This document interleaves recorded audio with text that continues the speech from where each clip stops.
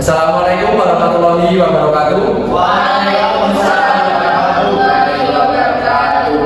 Terima kasih kepada dosen pembimbing ekonomi Islam Ibu Renden dan juga teman-teman kelas C yang telah memberikan kesempatan kepada kami kelompok 2 yang pada pagi hari ini akan mempresentasikan hasil diskusi kami tentang mekanisme kerja pasar.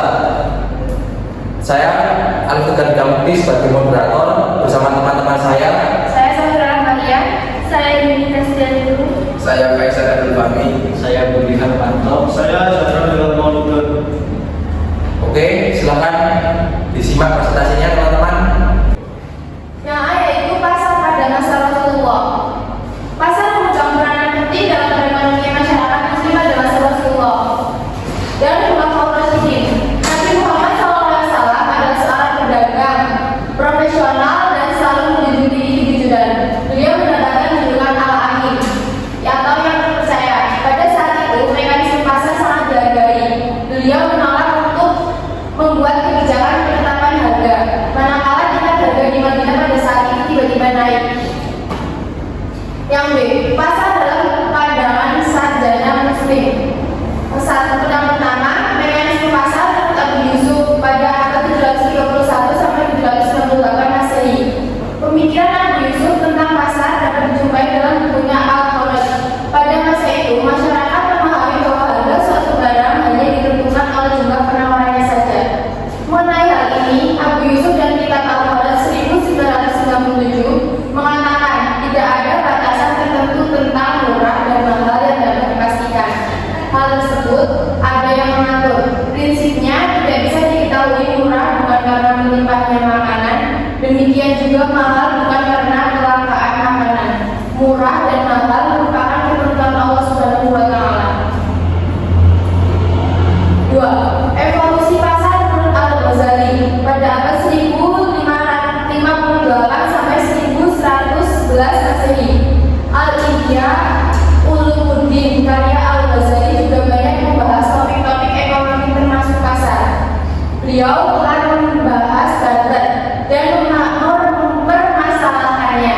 Pentingnya aktivitas perdagangan dan evolusi terjadinya pasar, termasuk bekerjanya kekuatan permintaan dan penawaran dalam mempengaruhi harga. 3. Pemikiran Ibnu Taimiyah. Ibnu Taimiyah berpendapat bahwa kenaikan harga tidak selalu disebabkan oleh ketidakadilan dari para pedagang, sebagaimana banyak dipahami orang pada waktu itu. Ia menunjukkan bahwa harga merupakan hasil interaksi hukum permintaan dan penawaran yang terbentuk karena berbagai faktor yang kompleks.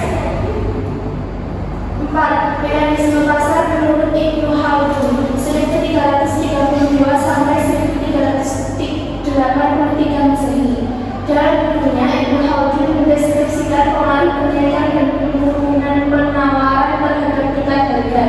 Ia menyatakan ketika barang-barangnya tersedia sedikit, maka harga-harga akan naik. Namun, bila jarak antar kota dekat dan aman untuk melakukan perjalanan, maka akan banyak barang diimpor sehingga ketersediaan barang-barang akan melimpah dan harga akan turun.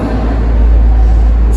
Pengertian kekuatan pasar menurut ekonomi Islam. 1. Permintaan. Permintaan merupakan salah satu elemen yang menggerakkan pasar. Istilah yang digunakan oleh Ibnu Taimiyah yang menunjukkan permintaan ini adalah keinginan. Faktor-faktor penentu permintaan. 1. Harga barang yang bersangkutan. 2. Pendapatan konsumen. 3. Harga barang lain yang terkait. 4. Selera konsumen. 5. Ekspektasi atau pengharapan. 6. Masalah. Berikut ini contoh kurva permintaan. Yang kedua yaitu penawaran. Ibnu Taimiyah mengistilahkan penawaran ini sebagai ketersediaan barang di pasar. Maslahah, pengaruh maslahah terhadap penawaran pada dasarnya akan tergantung pada tingkat keimanan dari produsen. Yang kedua keuntungan akan menjadi tambahan modal guna memperoleh maslahah lebih besar lagi untuk mencapai falah. Faktor-faktor yang mempengaruhi keuntungan adalah sebagai berikut: harga barang, biaya produksi. Nah, ini adalah contoh gambar kurva penawaran. Yang D.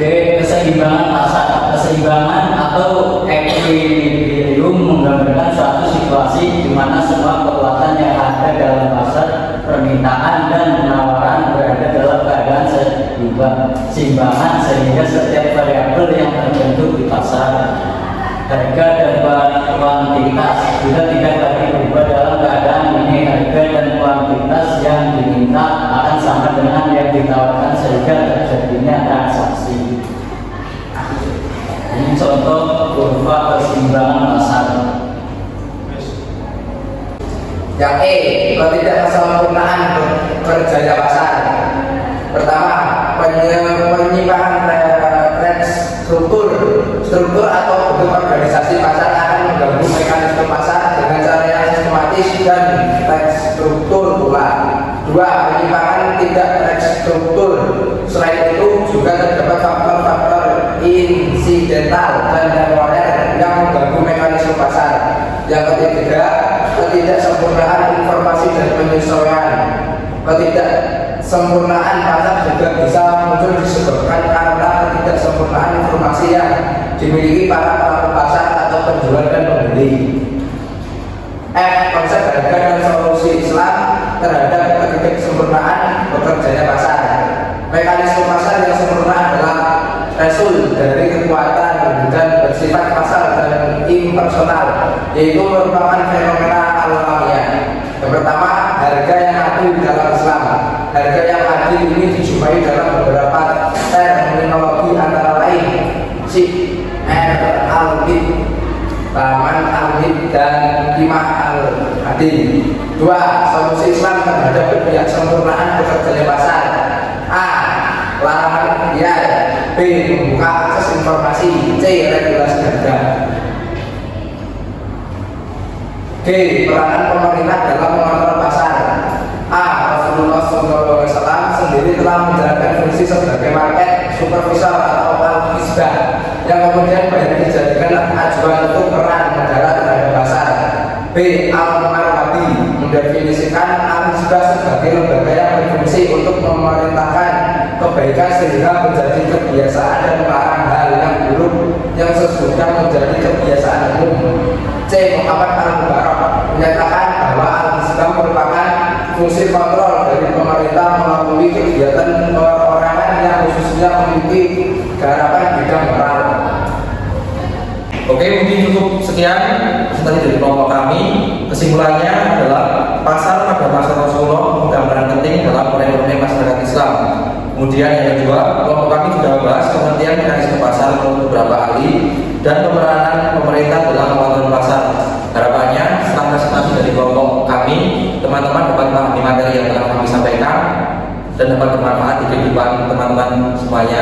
Apabila nanti ada yang mau bertanya, bisa tulis di kolom komentar, nanti akan dijawab oleh Mas Safran. Mas Safran ada tangan? Nah, Mas Safran itu ya nanti bertanya Mas Safran. Terima kasih. Wassalamualaikum warahmatullahi wabarakatuh.